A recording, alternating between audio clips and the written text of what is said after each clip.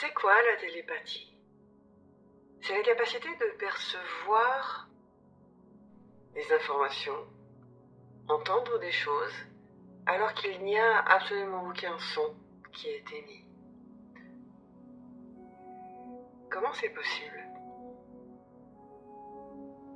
Eh bien, revenons un peu à la conscience. La conscience est un muscle. Elle est un vecteur de communication. La conscience se trouve partout.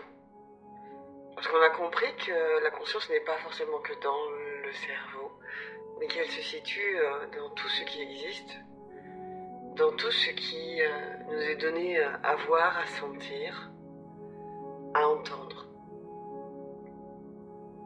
On va pouvoir, justement, porter son attention sur la conscience de tout.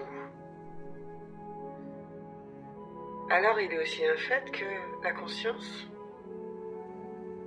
elle est disponible à partir du moment où on se met à l'écoute de soi. C'est quoi se mettre à l'écoute de soi?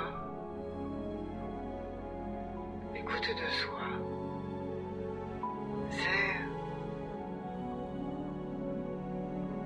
tout recevoir dans ce qui vient à nous, sans juger, sans filtrer, sans venir y mettre un mental qui va venir faire douter. C'est accueillir tout comme une vérité potentielle, comme une information potentielle. Et plus on va travailler sa conscience comme un muscle, et plus cette conscience va se développer. Et plus on va pouvoir percevoir clairement les choses. Et plus ça va devenir précis. Et plus ça va devenir juste. Et c'est comme ça qu'il y a certains médiums, certains télépathes, qui sont très justes. Parce qu'ils ont appris à s'écouter, sans juger, à travailler leur conscience. Et comment on travaille sa conscience pour la faire évoluer? Un petit exemple. Je regarde une fleur que je trouve jolie. J'observe sa forme, ses couleurs, ses contours, le nombre de ses pétales, sa tige, son orientation par rapport au soleil, son inclinaison quand le vent passe sur elle, son environnement. Est-elle dans un champ, une forêt, avec des arbres autour, des maisons, des animaux? Quelle est sa force, sa fragilité?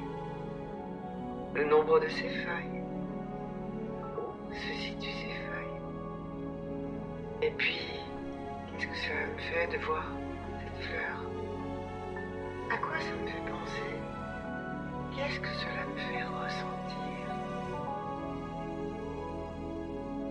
Et puis je me rapproche et je viens observer encore plus en détail ses pétales, ses feuilles, son centre.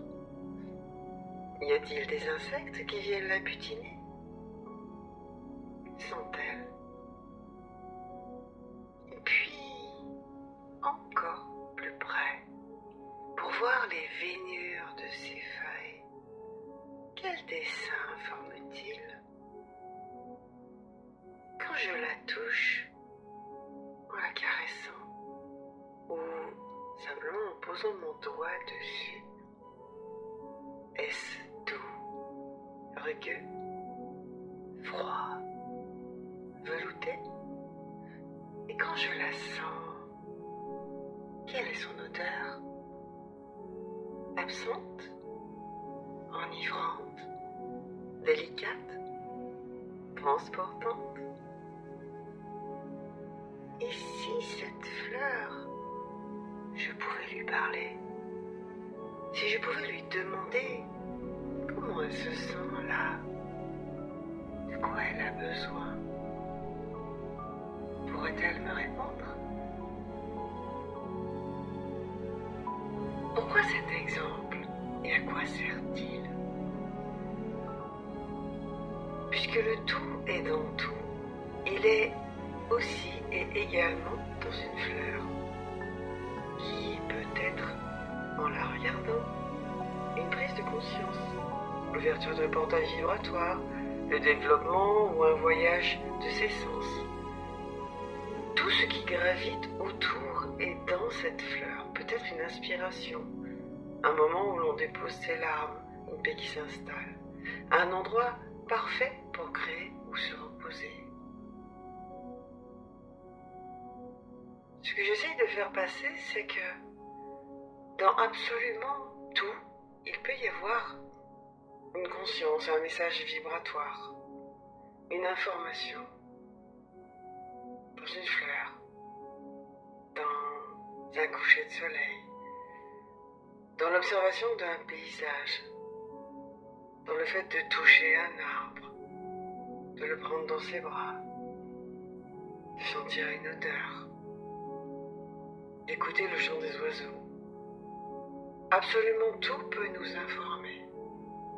À partir du moment où on considère que dans tout il peut y avoir une information, on va placer sa conscience dans ce tout.